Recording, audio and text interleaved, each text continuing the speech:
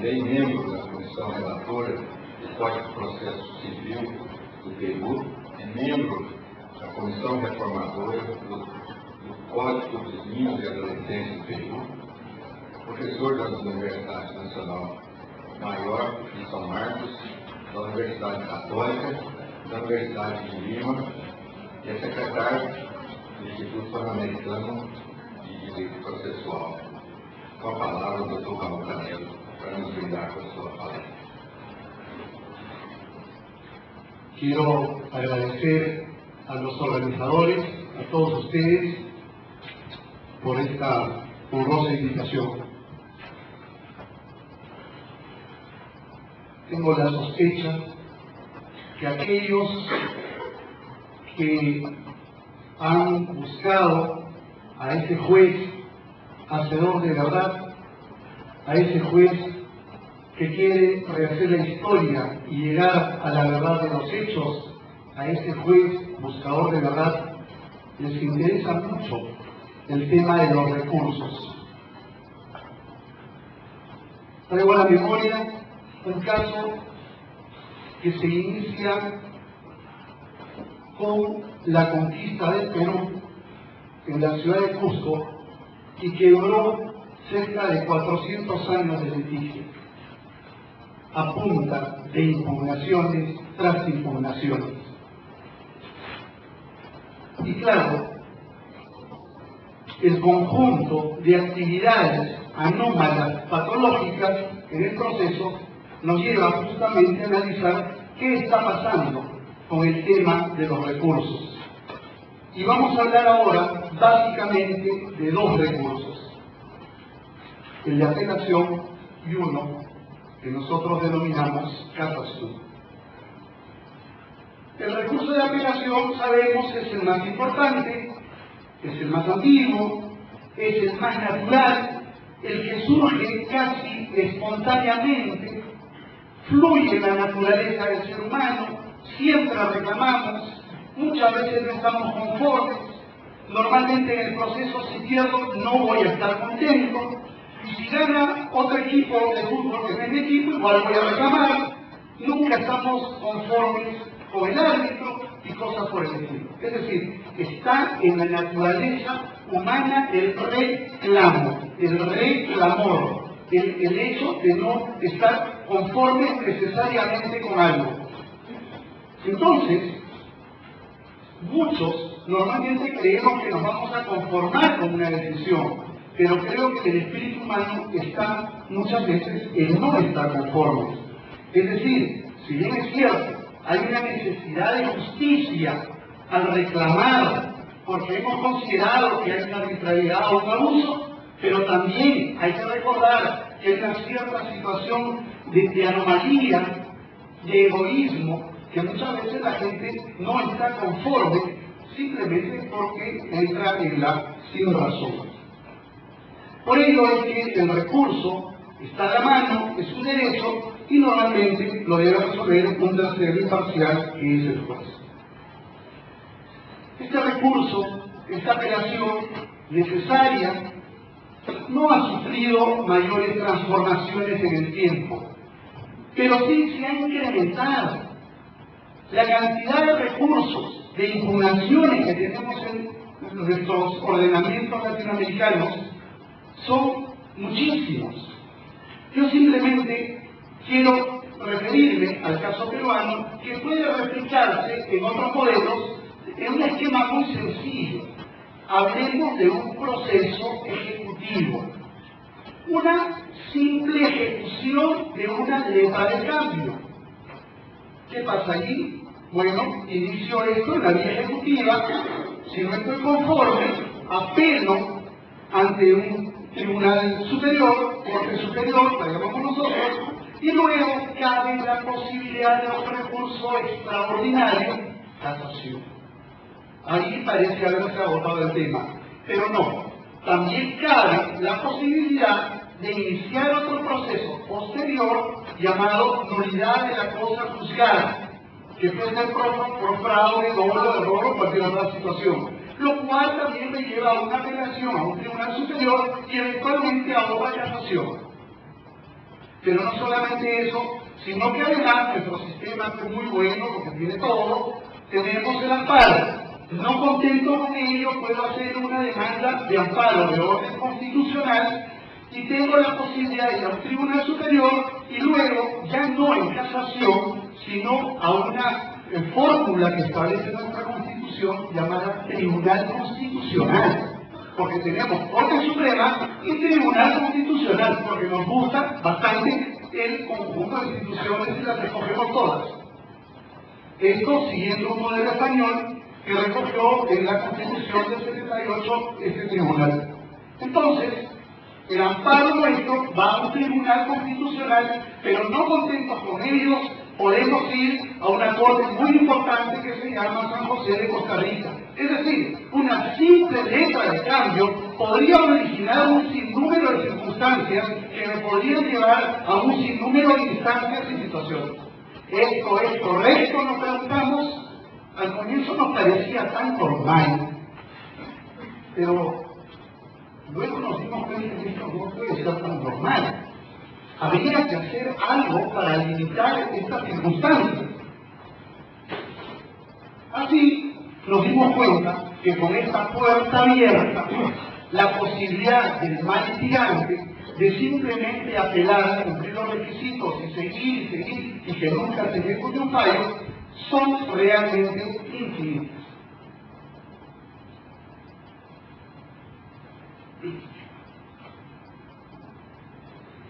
¿Cuál es la razón de ser de un recurso? ¿Por qué la apelación? Por el error. Porque el juez se puede equivocar. El error es consustancial al ser humano. El hombre comete errores. ¿Se equivoca? Sí, se equivoca. Y por ello la posibilidad de revisar, recurso, nuevamente estudiar, analizar el tema, y por ello la impugnación y por ello la apelación. El tema del error, entonces nos lleva a una apelación, ¿para qué? Para corregir. Otros dirán, pues para lograr la justicia, para llegar a la verdad. Y ahí viene esta situación que me lleva a sospecha. ¿Por qué tantos recursos? Probablemente para llegar a la verdad, porque parecería ser, según nos han informado cuando estudiamos Derecho Procesal, que la instancia superior es mejor que la instancia inferior porque suele ser más madura, porque son mayores números. Entonces es un tema de cantidad también. O sea, a más instancias el producto será más refinado. Algo así como someter pues a un proceso, a un alambique, este producto, pasarlo por las instancias y luego tener un orujo perfecto justicia. Y verdad. Lo que pasa que no nos han dicho que el tema de la verdad es un tema ontológico. Que el tema de la verdad no es exactamente como en el tema de la ciencia. Y no nos han dicho que debemos leer epistemología para ver cómo es la teoría del conocimiento y ver efectivamente cómo conoce el hombre. Las teorías son muchas. Unos dirán es innato, con Aristóteles. Otros dirán que es la experiencia, con Platón, los empiristas y demás. Pero verán que ninguno nos dice finalmente, ni siquiera Descartes, ni menos Kant ni Hegel, que es la verdad. Porque son valores. Entonces, cuando buscamos la verdad, esa verdad que quiere el juez buscador de verdad, y por eso nos clava un conjunto de recursos con un conjunto casi infinito de instancias, ¿qué estamos buscando? ¿Un producto súper refinado de verdad y de justicia? No. Ahora nos damos cuenta que no. Y esto no ha cambiado mucho. Y entonces habrá que hacer algo. Y algunos intentos se han dado. Pero aquí viene el otro tema que nos interesa a esta explicación, que es el concepto de instancia. Si bien es cierto, para que se produzca una apelación tiene que haber una instancia, sin embargo, reparemos cómo en la Constitución española el tema del recurso no está regulado, igual que en la peruana. Ya hemos dicho cómo son bastante similares. Los tribunales constitucionales le han dado un contenido, le han dicho que tenemos derecho al recurso, pero sobre todo por el debido proceso. Lo que la Constitución ha establecido es algo distinto. Ha establecido la necesidad de una instancia plural. Pero entonces, ¿es lo mismo instancia plural, doble instancia? Y ahí la dificultad. El recurso en nuestro sistema no es de orden necesariamente constitucional expreso. Hay una rendición a la ley, igual que el caso español, pero lo que sí es constitucional es el tema de la instancia plural. Pero entonces eso podría abrir un camino, y ese planteamiento que hacemos, un camino sencillo, limitado, y pienso que es necesario explorar en esas circunstancias para hacer recursos mucho más simples y en algunos casos evitar tales recursos cuando ya no son necesarios.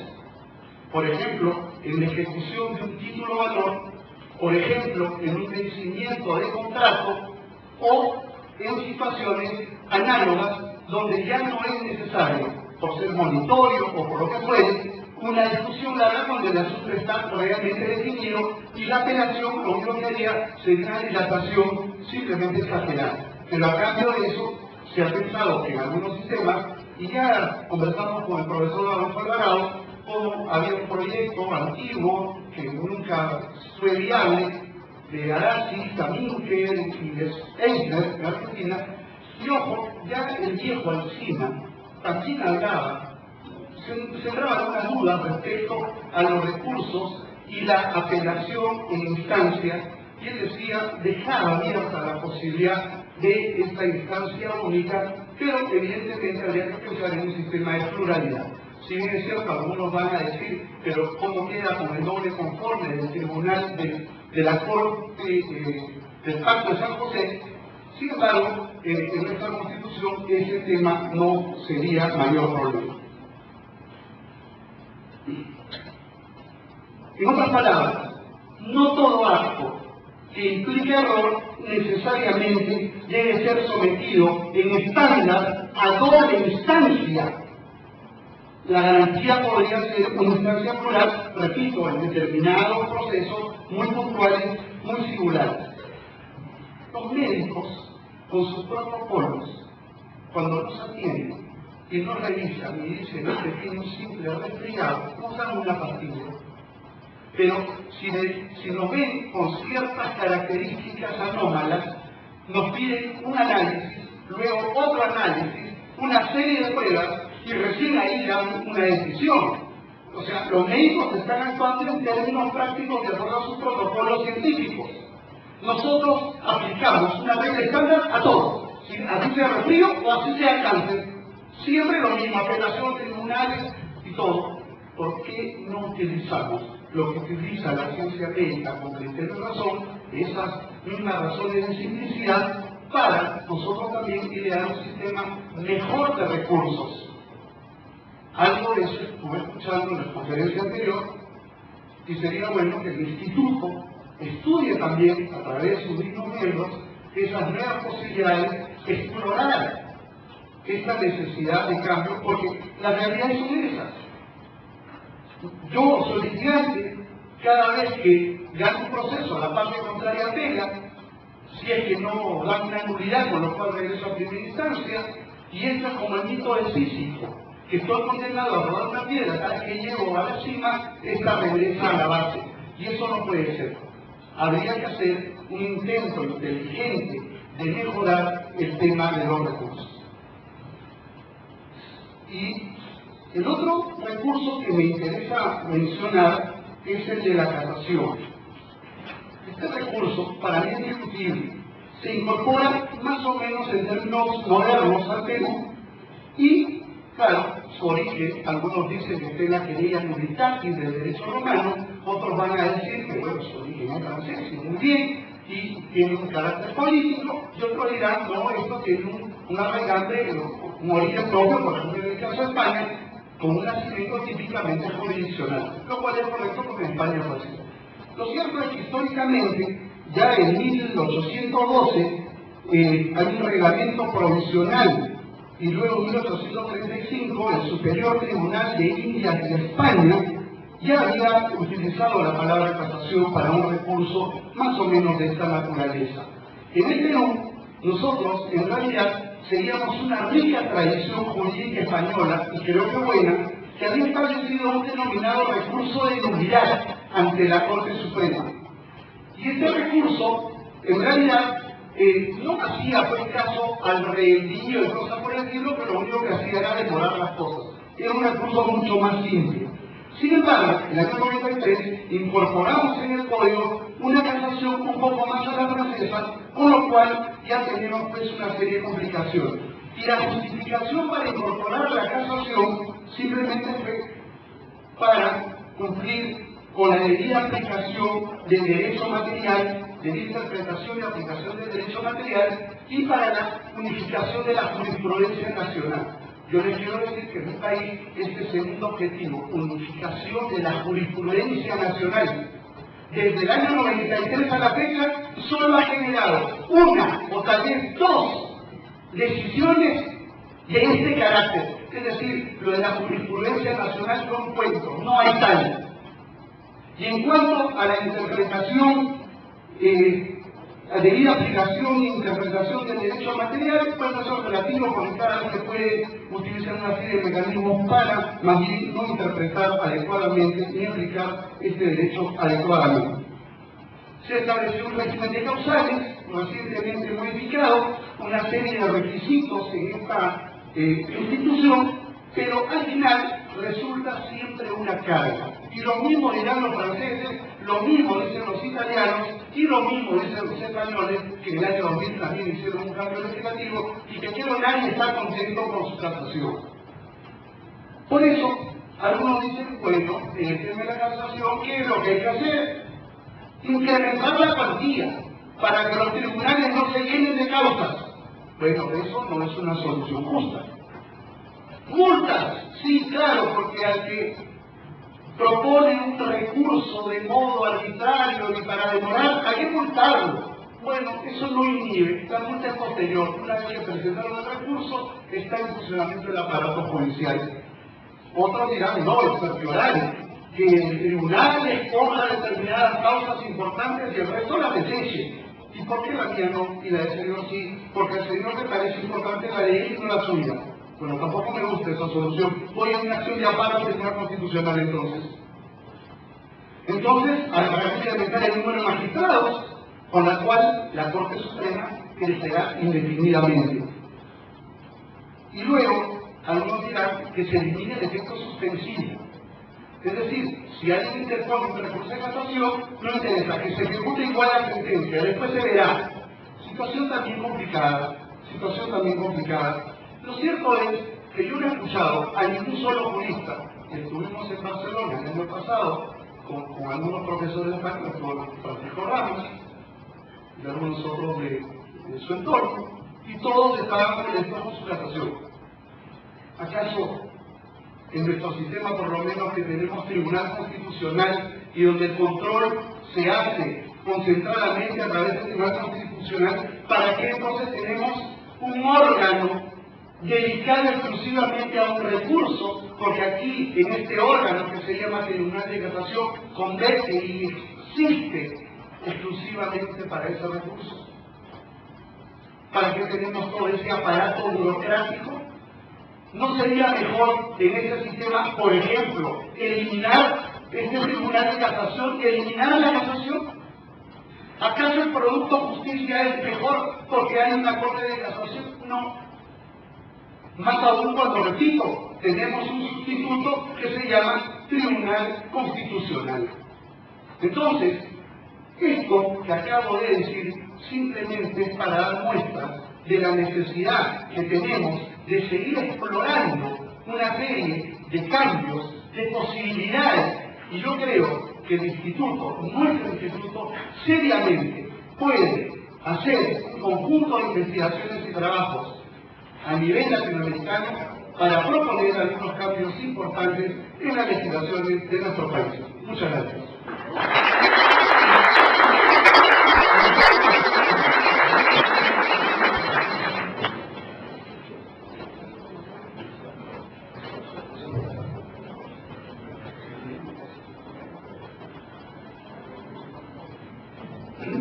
Seguindo a programação, eu agradeço ao professor Raul pelas palavras e convido o professor Edson Ramon para ministrar sua palestra, antes dizendo que o professor Ramon é doutor em Direito pela Universidade de São Paulo, secretário-geral do Instituto Brasileiro de Direito Processual e membro do Instituto Pan-Americano de Direito Processual. Quero agradecer em especial ao gentil convite formulado pelos meus amigos Marcos Afonso Borges, Flávio Juana Dulce Borges, essa dupla dinâmica que nós na intimidade chamamos de Batman e Robin, e que efetivamente tem prestado um enorme trabalho ao direito processual brasileiro. Eu estava com eles há muitos anos, quando eles ainda sonhavam em realizar esse evento, e vi crescer a ideia, e chegamos a hoje e estamos aqui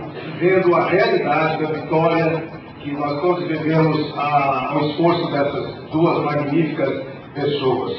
Quero dizer ao AB de Goiás, à Universidade Federal de Goiás, ao Instituto dos Advogados de Goiás e à comunidade goiana e goianiense, que vocês não têm ideia da importância que esses dois contemporâneos de vocês têm para o direito processual no Brasil, na América e no mundo. São pessoas queridas que estão por toda parte e, portanto, sem dúvida alguma, contribuem para esse Estado que gosto tanto, que tem outras riquezas, mas entre elas está essa família Borges, a dupla dinâmica.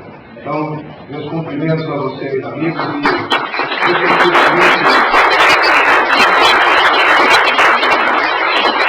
eu sei o tanto que vocês lutaram para chegar nesse momento. Bom, o sistema recursal, olha, não pode elogiar, já passou, todos muitos elogios, né? Então, eu não sou baixinho, não enxergo, isso é uma vantagem, eu não vou ver a hora que acaba. Tem até um pedestal aqui do baixinho. Bom, eu fui chamado para falar dos recursos e quero falar do mesmo tema que falou Raul Canelo. Talvez eu quero complementar a essa sua visão.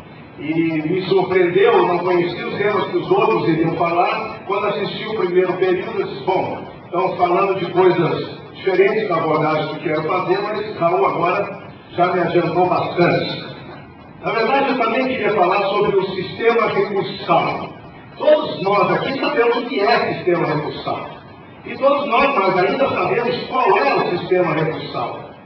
Nós sabemos o sistema recursal do Brasil, sabemos, os espanhóis sabem o sistema recursal espanhol, os argentinos o sistema recursal argentino, e assim por diante. A minha primeira pergunta é, o povo conhece o sistema recursal? Será que a comunidade da qual nós servimos, ou pelo menos deveríamos servir, conhece alguma coisa? Seja a Bíblia que diz, conhecereis a verdade e a verdade vos libertará, passando por diversos estudos filosóficos, nós sabemos que, sobretudo de análise da sociedade, da libertação humana, que sem o conhecimento, ninguém vive a liberdade. Sem conhecer os seus direitos, ninguém vive a cidadania. E o que mais os juristas, e especialmente os processualistas, sabem fazer é manter fechada uma linguagem para que o povo não entenda. Fazemos isso de propósito, porque assim mantemos o nosso lugar dentro desse espaço que é somente nosso. Ninguém entende a terminologia jurídica. Você pode perguntar a uma pessoa da sua amizade, da sua família, que seja pós-doutor, filósofo, doutor em biologia, por exemplo, um homem cultíssimo. Pergunte a ele assim, o meu caso, Petrônio, o que é um procurador de justiça? Ele não tem a mínima ideia. Enquanto que as pessoas sabem o que é um médico, e por isso recorrem ao médico quando precisam e estão doentes, a sociedade sequer conhece os termos que nós usamos e que pensamos até que isso não é necessário, porque basta que nós conheçamos esses termos, basta que nós conheçamos o sistema recursal e nós teremos os intermediários entre o povo e a justiça. Então, essa é a realidade em que nós vivemos. O nosso sistema, e aí eu quero lembrar aqui de uma historinha que eu contei até num trabalho que publiquei na época, de uma senhora em Brasília, professora do Estado, e que, junto com suas colegas, promoveu uma demanda contra o Estado. E, passados quase 2 anos, saiu uma decisão. Dessa decisão, eles perderam. Teve um recurso. Esse recurso no tribunal, o recurso ordinário, eles também perderam. Os professores, as professoras. Depois aquilo foi para o Supremo Tribunal Federal. Na época, como disse Medina aqui hoje, o Supremo Tribunal Federal julgava também o hoje chamado recurso especial. Muito bem, quase 15 anos depois, a vitória, ganharam. O advogado ligou para essa senhora e disse: ganhamos o recurso. Ela chamou as amigas da minha mãe, foi à casa dela comemorar a noite. Todas alegres da grande vitória da vida dela. No dia seguinte, o advogado explicou melhor. E eu vou explicar para vocês na nossa linguagem. Ele não sei como conseguiu explicar. O juiz tinha indeferido a petição inicial. E 15 anos depois, viva, ganhei o recurso! Agora o processo vai começar. Então a festa, aquela do cascote, parecia aqueles que ficaram na loteria, convidam todos para uma noitada no baile, no dia seguinte ganhar os tantos que só foi R$500 para cada um. Quer dizer, uma vitória, e isso por quê? Porque o nosso sistema recursal, ele é carregado de recursos contra decisões interlocutórias. Depois nós sabemos que temos um recurso contra a sentença. Achamos isso até normal, ter recurso contra a sentença. Eu chamo a atenção para perguntar: que recurso? Contra que sentença? O que é uma sentença? Não tenho tempo. Mas nós sabemos que, de sentença ser o ápice da jurisdição, hoje nós estamos começando a compreender que sentença, o simples ato em que o juiz certifica o direito, não tem nenhuma relevância. O que você faz com a sentença? Pergunte a um motorista de táxi que bateu o carro e que amassou o carro e que ele não teve dinheiro para consertar o carro e que ganha o processo na justiça e que ele obtém uma sentença. Pergunte o que ele faz com essa sentença. Cuidado com a resposta. Por quê? Porque é um pedaço de papel que certifica o direito não tem valor algum. Quanto vale a sentença aqui em Goiás? Nem que vocês estão pensando. Quanto vale a sentença? A sentença com 50 centavos se compra um café. Na Europa, com €1,50, que lá é caro. Porque sentença não tem nenhum valor. Você não pode colocar no paralama do carro e esperar que ele se desamasse. Não adianta botar numa parede com um quadro bonito, porque aquilo não vale nada. O que vale efetivamente é a satisfação do direito. E que não vem com a sentença. Mas a sentença é considerada o ápice, tanto que tinha um artigo horroroso no nosso Código de Processo Civil, que dizia que o juiz cumpre e encerra o ofício jurisdicional com a sentença de mérito. Eu nunca vi uma expressão tão danosa à sociedade quanto essa.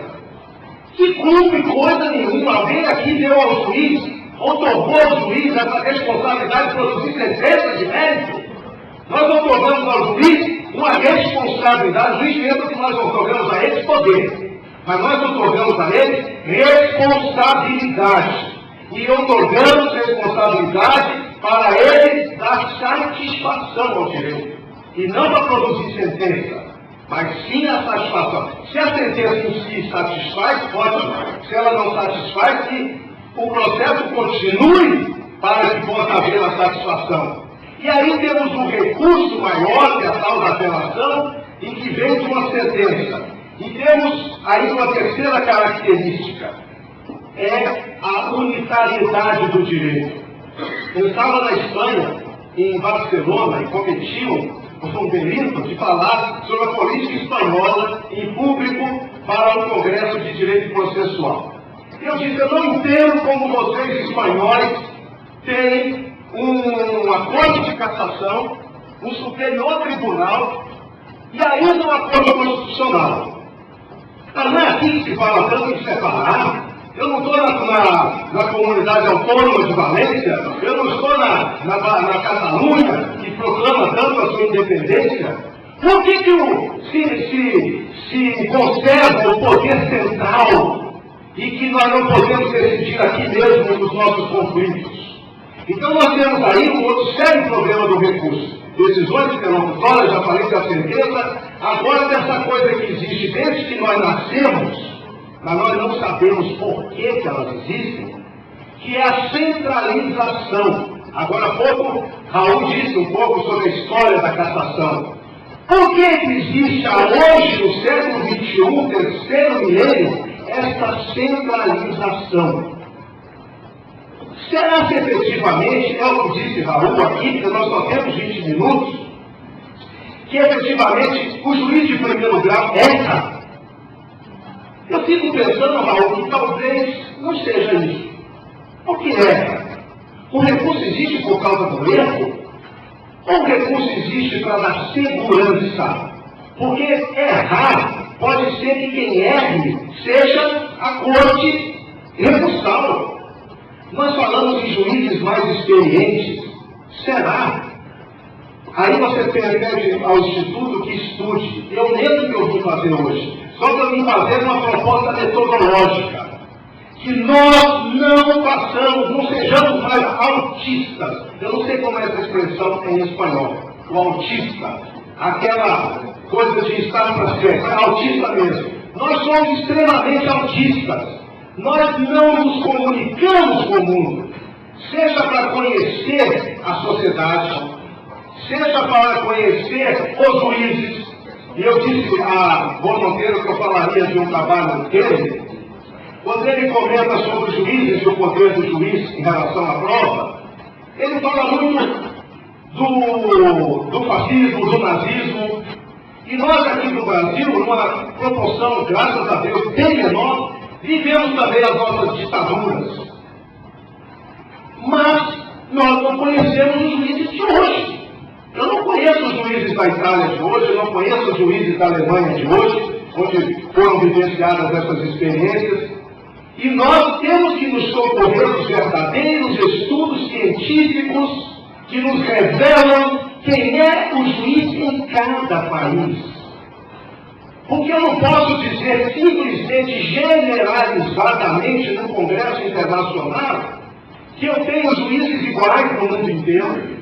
Não posso dizer que esses juízes de primeiro grau estão sujeitos a erros e que os juízes de grau superiores não estão. Eu, por exemplo, posso lhes assegurar aqui, diante de um ministro do STJ, de um candidato a ser, que a escolha para ministro do STJ hoje, 2009, me faz acreditar muito mais no juiz iniciante de Rio Verde do que no juiz daquela corte. Não tenho medo de dizer isso. Aquele fez concurso, aquele sofreu para chegar ali, aquele tem uma legitimidade muito grande, e o outro talvez tenha, talvez não. Não sei, eu sei que alguns países da América do Sul vivem o mesmo problema. De juízes das cortes superiores, dos contenciosos administrativos, dos conselhos de Estado, serem nomeados. Eu sei que George W. Bush demitiu juízes ou procuradores num país democrático, porque perseguia o regime. Então eu tenho que conhecer os juízes para falar de sistema recursal. Eu tenho que pensar que esse colegiado já não é mais um colegiado. O colegiado está acabando. Em que pese a nossa província de Santa Fé ter um colegiado forte, mas a Itália, por exemplo, acabou com o colegiado em primeiro grau. Agora é o juiz único. O Brasil e outros países, há muito tempo, em grau de apelo e de recurso especial, que é a cassação, muitas decisões já são tomadas só por um juiz. Os tribunais convocam juízes inferiores, onde sai uma lei que permite ao STJ valer e convocar desembargadores e juízes para fazer instrução de processos criminais. Como se o juiz natural fosse só aquele que julga, esquecendo ele que a prática forense nos diz que a instrução do processo é que leva à condenação ou à absolvição. Então nós estamos vivendo um momento que nós não podemos fazer aquelas velhas afirmações tradicionais de que o juiz erra e o tribunal conserta. Penso que às vezes o juiz acerta e o tribunal entorta. Penso mais, penso que o juiz de primeiro grau muitas vezes é mais confiável. E, portanto, o que eu concluo? Eu concluo, em primeiro lugar, que nós estamos no Instituto Científico, numa plateia que vem conhecer abordagens científicas e que nós não temos uma metodologia científica. Nós afirmamos atribuições a advogados, juízes, Ministério Público, defensores, fiscais ao povo, mas que temos que conhecer essa situação do ponto de vista político, do ponto de vista sociológico, e também temos que conhecer a sociedade, do ponto de vista psicossocial. Nós sabemos, como disse Raul, que efetivamente é da natureza humana um recurso. E nós podemos fazer uma experiência não científica muito facilmente. É só olharmos para o nosso filho, que quando a mamãe diz não, ele recorre ao pai. E quando o pai diz não, porque a sociedade não é mais machista, ele recorre à mãe. Então a criança não se conforma com uma decisão, quer duas. Mas ele não vê hierarquia entre o pai e mãe. Alguns podem ver, depende da família. Outros mesmo não vendo hierarquia. Aliás, a hierarquia hoje já está meio diferente. Lá em casa, por exemplo, quem manda a mulher dele que desde sempre. Então, ela que dá a última palavra, ou quando eu digo a última palavra, eu digo sim, senhora. Mas, enfim, eu penso muito mais em um sistema recursal para dar segurança do que o sistema recursal que se fundamenta em eventual erro. Outra coisa que precisa ser estudada é o tal poder discricionário do juiz. Quando, por exemplo, o juiz civil fixa uma pensão alimentícia de 25% e o tribunal reforma para 24%, o juiz errou? Ou numa reapreciação, o tribunal tem outra visão da situação? O que dirá no direito penal, uma pena de 13, de 12 anos, onde está o erro numa situação dessa? Então a minha proposta... Já acabou? Não, está longe. Está quase 3 minutos, tá? A minha fala, nesse curtíssimo tempo, não é só para criticar, para descer uma metralhadora giratória por todo o sistema, mas para criticar, sim, com muitas metralhadoras, a nossa metodologia.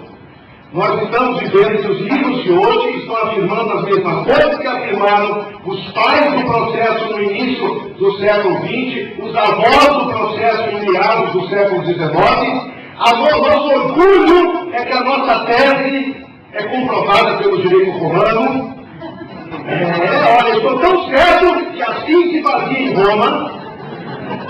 Nós estamos totalmente chocados com a realidade que o século XX nos deu. Ainda vivemos sob o impacto das duas guerras. Ainda vivemos sob o impacto da Guerra Fria. Ainda vivemos sob a história de direita e esquerda. Quando, por exemplo, se estuda sistemas de juiz em relação à prova, só para provocar o meu amigo Juan, muitas pessoas interpretam mal e pensam que isso tem a ver com capitalismo e comunismo. Nunca ele falou isso. Mas muitas pessoas pensam ainda, querem viver sob o fantasma de uma sociedade econômico-política dividida, cujas bandeiras já foram enterradas. Porque não há novos Marx ou novos cientistas políticos no século XX e XXI para que nós não tenhamos algo novo a discutir. Então nós temos que repensar sim esse sistema recursal. Mas não avançaremos se continuarmos achando que nós processualistas vamos chegar um dia à solução desses problemas. Nós temos que estudar a questão federativa, que na Argentina é resolvida de uma forma, mas incoerente outra, quando ainda permite que se centralize na capital da nação o controle das decisões judiciais. De que adianta ter códigos separados nas províncias? O mesmo em quase todos os países, ainda que os países não sejam federação, como o Brasil, a Argentina, mas acontece isso em todos os lugares. E em que isso se sustenta? Em que se sustenta 2, 3, 4 recursos? Alguém já pesquisou a sociedade para saber se a sociedade é essa mesma que tem a natureza, que sempre quer um recurso, ela sempre quer 20 recursos? É isso? E eu termino com um ponto. É o ponto do cumprimento. É o ponto da satisfação. Olha como é tão tabu mexer na sentença e no recurso. O Brasil, em 1994, já fazem 15 anos, muita gente aqui não tinha nascido para o processo, para o direito. Né? Em 1994, criou a antecipação da tutela. A antecipação da tutela me lembra aquela história da polícia. Atira primeiro e pergunta depois.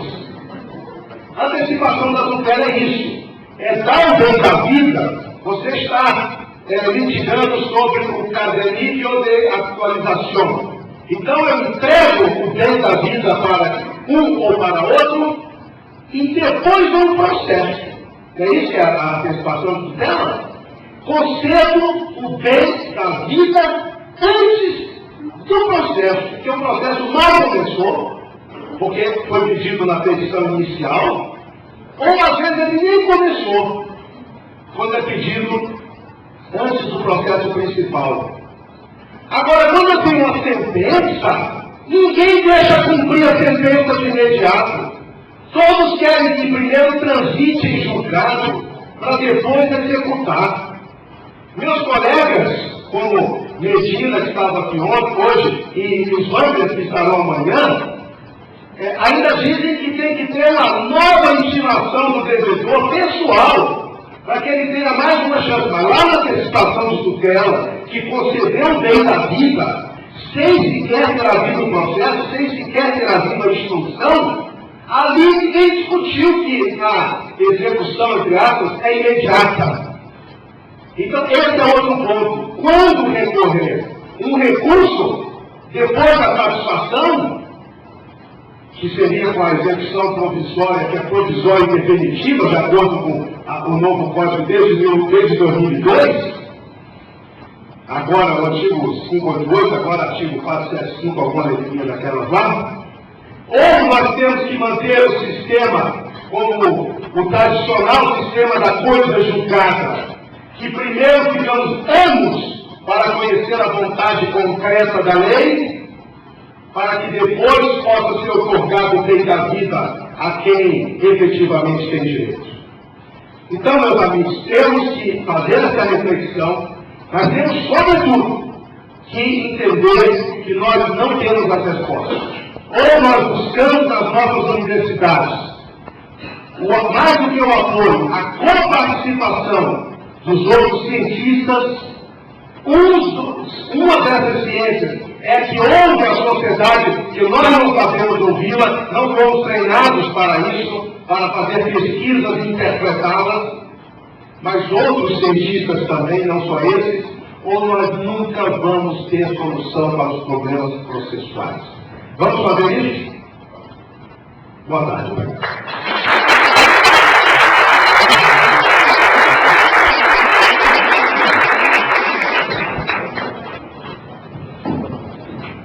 Obrigado pela palavra, professor Betão. E convoco o nosso ministro Castilho a nos brindar com os seus ensinamentos. O ministro Castilho foi juiz em Goiás por 29 anos, 13 dos quais como desembargador do Tribunal de Justiça de Goiás, é professor da Escola Superior de Magistratura e do Instituto de Educação Superior em Brasília, autor de obras jurídicas de direito processual e membro do Instituto Pan-Americano de Direito Processual. Com a palavra, o ministro Castilho. Agradecimentos permitam-me fazê-los em meu próprio nome e em nome de todos vocês a Deus, pela vida, pela saúde, por estar no futuro, pelas novas oportunidades, pelas amizades antigas, novas e futuras. E, em segundo lugar, agradecimentos aos organizadores desse evento tão importante. Permitam-me fazer na pessoa do professor Marcos Afonso Borges, que é antigo membro do Instituto Pan-Americano de Direito Processual. Eu ingressei 18 anos por convite dele. E o professor Marcos, que é um dos fundadores desse instituto, há muitos anos, realmente, como eu disse aqui no programa, ele lutando para trazer esse evento para o Brasil. Saúdo os colegas do painel, aqueles que estiveram no primeiro momento, o professor Marcos Vicente, amigo lá do México, o professor Joel Dias Júnior, Santa Catarina, o professor José Miguel Garcia Medina, do Paraná, e agora, no segundo tempo, o professor Raul Canel, do Peru, e o professor Pedro Canel, nosso amigo lá em Brasília. Bom, eu falando disso há pouco aqui, que muitas vezes nós nos voltamos no direito romano para tentar demonstrar a verdade de um caso. O professor Juan Monteiro Aroca, que está entre nós, ele costuma dizer que para bem entender o processo, nós não precisamos fazer um histórico a partir de Adão e Eva. Realmente é uma verdade. Mas já que Pedro falou em direito romano, seria de conveniência apenas para ilustrar, que lembrássemos que realmente as raízes do nosso direito estão calcadas profundamente no direito romano. Desde a fundação de Roma, no ano 753, 754 a.C., até o ano 149, também antes da era cristã, nós tivemos a primeira fase, a fase embrionária, a fase primitiva do direito romano, em que o processo era totalmente oral, não institucionalizado. Depois, tivemos o sistema formulário, tivemos o segundo momento, chamado período clássico do direito romano, do ano 149 ao ano 202, 207 mais ou menos. Sistema formulário que teria terminado aí para dar infância ao surgimento de uma outra modalidade de procedimento, mas que alguns defendem que tenha ainda sido praticado até o ano 294 da era cristã. E daí, nós tivemos então a terceira fase do direito romano, que é a fase pós-clássica, em que o direito romano muito contribuiu realmente para a formação cultural jurídica do Ocidente. Ele se inspirou primeiramente no direito grego, mas desenvolveu muito mais do que o direito grego. Enquanto os gregos, na cultura antiga, primavam pelas ciências exatas, pela matemática, pelo pensamento, os romanos se dedicavam mais às conquistas materiais e também ao desenvolvimento do direito, não só como legislação, mas como também na sua aplicação. Aí veio essa terceira fase, que foi até o ano mais ou menos 575, 557 da nossa era, chamada pelos historiadores do direito de comício extraordinário, ou comício extraordinário.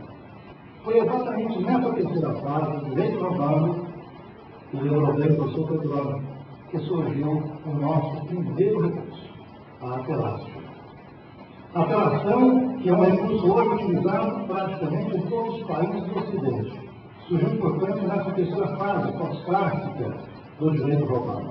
Logo a seguir, para as questões em que não se admitia a apelação, surgiu um novo recurso, a suplicácio. Antes disso, o processo era intervencional, nas duas primeiras fases.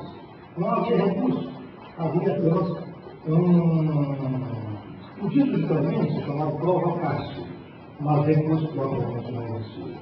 Na terceira fase, sim, institucionalizou-se o direito, criaram-se juízes agora especializados, e, por isso, houve a necessidade realmente de criar recursos. Nós sabemos que o Império Romano ruiu no ano 476 da era cristã. Quer dizer, terminou de cair nessa época, que já havia ruído já décadas antes. E com isso aí desapareceram também, ou desapareceram os recursos. Porque os invasores, os conquistadores de origem teutônica, não tinham direito tão evoluído. Então, o direito romano estava muito avançado na época, aos poucos foi se caracterizando. Nós tivemos uma fase, então, também sem recursos na prática do direito. Depois, com a influência do direito canônico, nós reconquistamos o direito aos recursos.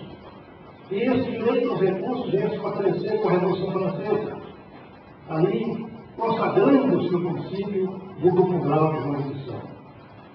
Nosso direito brasileiro tem, eu disse há pouco, suas raízes calcadas no direito romano, mas com muita influência também de outros países, porque nós somos, como eles costumam dizer, achados por Portugal. Os portugueses não precisam descobrir o Brasil, eles dizem que acharam o Brasil. E ao acharem o Brasil, eles nos trouxeram também a sua legislação e o seu processo. Então nós temos recursos que vieram de Portugal, inclusive agravo. E um recurso no qual eu quero falar um pouquinho daqui a pouco, é embargos infringentes.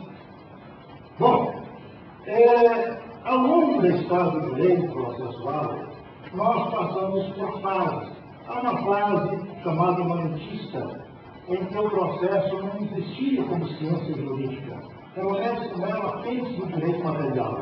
Depois, sim, entramos já em meados do século XIX, numa fase chamada de fase científica, em que o direito processual conquistou foros realmente de soberania como ciência jurídica. E nós devemos muito a Adolf Bach, a alguns juristas, principalmente de origem germânica, Adolf Bach, tivemos também a influência de Hegel, e principalmente a influência de Oscar von Wittgenstein, com a sua obra Teoria das Execuções Processuais e dos Pressupostos Processuais, editada em 1878, que veio um radical para cimentar a concepção de que realmente o direito processual é a ciência jurídica e tem a sua autonomia. Bom, nós devemos essa evolução a grandes processualistas, também de origem principalmente italiana, Giuseppe Covenda, Francesco Cagliaruti, Piero Calamandrei, também o grande jurista espanhol, Jaime Vasco, que fez escola na Espanha em matéria de processo. E no Brasil, seriam nunca capazes se nós fôssemos citar os nossos luminares em matéria de direito processual civil, que ajudaram a cimentar essa ideia da cientificação do direito processual. E para chegarmos à fase que nós estamos hoje. Hoje nós estamos vivendo uma fase chamada fase instrumentalista. Daí a reforma do Código de Processo Civil. Vejam bem, eu fiz uma pesquisa, não faz muito tempo, para uma palestra, e cheguei, pasmem, à seguinte conclusão. Incluindo aquela lei que foi editada antes de entrar em vigor o Código de Processo Civil, e veio para ajustar o Código, nós tivemos, incluindo essa, 74 leis no Brasil, alterando já o Código de Processo Civil de 73, que entrou em vigor no dia 1º de janeiro de 74. E uma medida provisória, que alterou, acrescentando ao artigo do Código um parágrafo. Então, são muitas realmente as leis que vieram para alterar o Código. Daí, com razão, o professor Joel, nós estamos hoje com um Código já transformado praticamente numa corte de recados, uma consolidação de leis processuais. Nós estamos contribuindo com isso. De um lado, uma ânsia de contabilidade e efetividade, a prestação jurisdicional, nós estamos conseguindo com isso também negativamente descaracterizar o processo, o direito processual como sistema, nosso Código de Processo como sistema. São importantes, sem dúvida, essas reformas, mas há uma necessidade constante de tentar até um Código de lei. O professor Petrônio está celebradíssimo, não sei se o professor Joel está presente, nós temos um encontro há 2 anos, em Curitiba, com a professora Ada e outros processualistas, e ali se propõe já a constituição de uma comissão, a professora Ada, nossa presidente do Instituto Brasileiro Processual, nomeou uma comissão para começar a levantar pistas para quem sabe sugerir um novo Código de Processo Civil, para evitar que essas leis, muitas delas se chocando com outras, nem sabendo se a lei anterior vai alcançar os resultados pretendidos, já sendo alterada. acabam por transformar o código realmente numa força de verdade. Então, feitas essas considerações, vamos, nos minutos que nos restam, que nós falamos, são 9 e pouco, focar um pouquinho sobre o tema exato que nos tocou: controle de sentenças e sistema recursal. Bom, o que é sentença?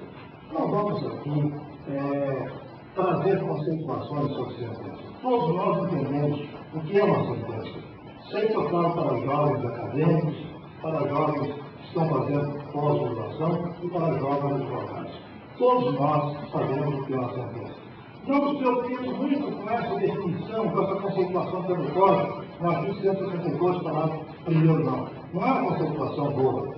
Talvez a emenda tenha ficado pior que o soneto. É piorado em relação ao anterior, que não era boa. Todos nós sabemos o que é uma sentença. E a sentença, então, é o principal instrumento de concreção do direito, que é proferida por um juiz. Dessa sentença cai um recurso chamado apelação. Esse recurso surgiu lá na terceira fase do direito romano. Agora, se nós ficarmos só na apelação, só nos agravos, mas como disse o professor Joel, e o professor Petrônio lembrou isso aqui, nós temos uma grade recursal enorme.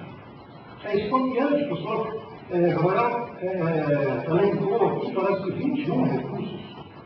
O ministro de Direito, quando ele estava com ele no STJ, hoje é o Supremo, um dia ele nos levou ao conhecimento, ele fez um levantamento, porque esses recursos, muitos deles, produzem crias. Então eu chego à conclusão que nós temos 34 recursos entre os ascendentes e os descendentes. Porque, na verdade, nós temos tantos sucedâneos que às vezes um recurso acaba se tornando inválido, porque nós temos uma correção social, temos reclamação e outros mais. Muito bem. Então nós temos uma enormidade de recursos. Para os colegas latino-americanos, para os processualistas estrangeiros da advocacia da Europa, é um extremo até. Eu me recordo, lá no Valente, para lembrar disso. Nós perdemos, talvez há um pouco mais de um mês, um grande colega do Instituto Pan-Americano de Direito Processual, Dante Barros Yannis, processualista uruguaio, foi aluno de cultura, depois colega de cátedra de cultura. Nós trazemos em Goiânia, há vários anos, quando ele lecionava na Universidade Católica, para uma palestra. E eu dirigi a escola na cidade do Goiânia. Fui levar ao tribunal para conhecer e ver a escola. Estávamos dando um curso de reciclagem, isso foi em 95, para os advogados do hoje conhecido Banco do Estado de Goiás. E eu tinha dado a aula anterior sobre recursos. E coloquei no quadro de giz a nossa grade recursal. Quando o professor Dante chegou, que já vai ter contando naquela época, eu parou na porta e olhando assim, fácil. E imaginei logo o que poderia estar pensando. Mas o professor essa aí a nossa grade recursal. Tudo isso, tudo. Não termina nunca, jamais. Eu disse, jamais. Não tem como esconder, jamais. Não tem nenhuma. E eu nem sabia que essa recurseira toda poderia começar já na fase de execução da lei. Bom, então nós temos essa enormidade de recursos. O que fazer? Suprimir alguns desses recursos, o professor Joel, o professor Petrônio, enfim, todos os processuais brasileiros têm algumas ideias. Mas os advogados não acham muito boa a ideia de suprimir recursos. E realmente isso pode ser perigoso. Ou então, deveria acertar mais o gargalo dos recursos. Nós estamos apertando o gargalo dos recursos, a lei nova da lei, mandando que os processos aguardem o tribunal de origem até uma decisão. Isso é apertar o gargalo de recursos, sim. Mas será que todos os recursos que nós temos poderiam realmente ser úteis e necessários? Será que não poderíamos realmente suprimir alguns deles? Eu tenho uma proposta que eu já fiz, inclusive, no Instituto Brasileiro de Direito Processual, e a professora Ada pôde fazer um levantamento a respeito, acabar com o agravo de instrumento excepcional. O que é o agravo de instrumento excepcional, na minha concepção?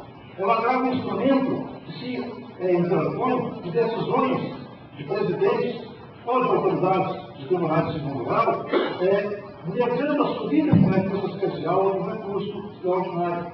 Acabar com esse agravo, deixar que se proponha, que se interponha o recurso, formalize o recurso, que mande o recurso especial ou extraordinária para o Tribunal Destinatário. Só seria negada a subida se houvesse depressão, se houvesse pagamento das custas. Como é, professor Joel? O agravo de instrumento agora. O juiz não podia obstar a subida do agravo de instrumento, ao menos faltasse pagamento de custas. Podemos fazer isso, porque se vocês entrarem no STJ e entrarem no Supremo, vocês vão ficar escandalizados com os processos no campo. Toda vez que tem um descaso da autoridade, mas não tem onde colocá-los. E o Chicago Amarelo do STJ, que os abraços, e não pode superior ao Chicago Rosa, que são os recursos especiais. Então, se nós acabarmos com isso, vai ter um momento de papel. Bom, aquele papel vai começar a improvisar pelo sistema da energia informática. Mas, de qualquer forma, chegou para mais enorme para muita gente. Mas é algo a pensar. Agora, há um recurso com o qual eu não concordo na atualidade, chama-se embargos inteligentes. Para que esse recurso de embargos inteligentes? Isso é recurso protelatório. Uma vez eu fazia um curso, em Portugal, e no final de semana eu saí com um provisor, o professor Cruzeiro, meu amigo, há muitos anos, para passear nas cidades, nas cercanias de Lisboa. E o processualista, o bicho, conversa demais, a prova está aqui. Petróleo também, deixa eu fui comprovado nessa região. Então, nós conversam demais. Mas, às vezes, conversam sobre outras coisas muito agradáveis.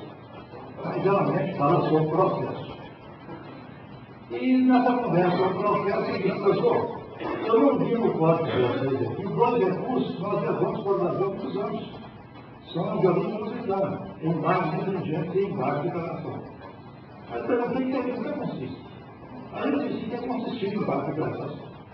Nós temos um outro remédio, sim, um outro remédio.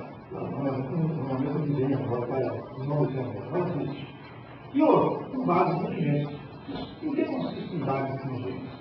Aí eu contei o que consiste em embargos inteligentes. Eu disse, mas há uma Câmara de 4 membros. Jogo contrário, ele não pode ainda mandar o recurso para o Tribunal Superior. Tem que tentar ainda, no próprio Tribunal, com a participação dos membros, sim, de mais alguns. Eles estavam dirigindo, ele baixou um pouco da velocidade do carro, postou quase, e disse, hoje, ainda dizem que o português é burro. Eu mudei de assunto na hora. Professor, aqui no fazer castelo em cima, é muito bonito, né? Para que embargos inteligentes, bom, os nossos superiores talvez se justifique ainda, mas não no segundo grau. Bom, então o que nós temos que fazer? Apertar o gargalo dos recursos sem dúvida. E extinguir também, suprimir alguns recursos. Mas não seria isso perigoso para as partes? Poderá ser. Poderá ser se nós continuarmos. Desculpem os colegas magistrados, eu ainda continuo. Está com boa. Eu ainda continuo me sentindo magistrado. Estou no consultoria jurídica por aí, mas ainda estou correndo a vez só de magistrados de 37 anos de atividade. Então, me perdoem os colegas magistrados. Me perdoem os colegas advogados. Os colegas do Ministério Público. Com o que temos atualmente, com raras e louvabilíssimas exceções, é realmente perigoso. Nós precisamos melhorar a qualidade dos aplicadores da lei, dos operadores do direito, seja juiz, advogado ou promotor. Quando melhorarmos, sim, vamos suprimir os recursos, porque não teremos esse receio se fazermos justiça. Melhorar técnica é moralmente. Não só tecnicamente, não. Moral e eticamente também. Quando nós quisermos, então, alcançar os patamares, podemos suprimir muitos recursos. Porque teremos certeza de que, se houver erros políticos, o tribunal irá realmente corrigir. E o tribunal jamais irá errar em cima de um acerto do juiz. Bom, com essas palavras, então, eu deixo aqui o meu apelo para que todos nós façamos um esforço nesse sentido, de nos melhorarmos.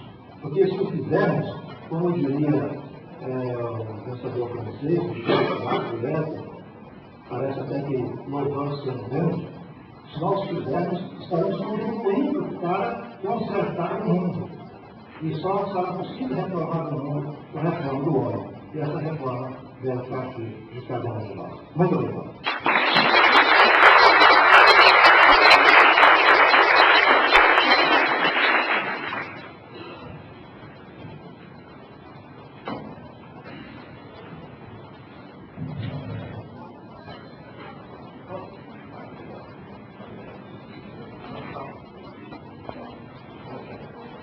Bom, dando sequência ao nosso trabalho e por composição da programação da organização, nós já vamos passar a entrega dos certificados para os palestrantes.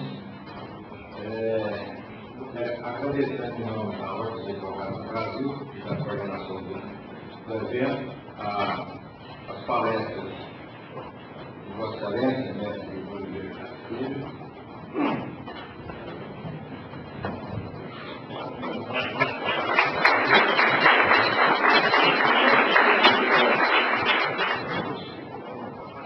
o Petrônio, Ramon Carlos Filho, muito obrigado também.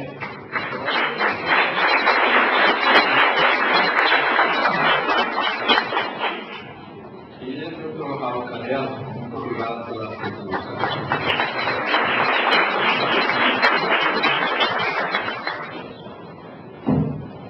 Agradecemos mais uma vez a presença dos palestrantes deste painel e convido a todos, neste momento, para o concurso de monografia.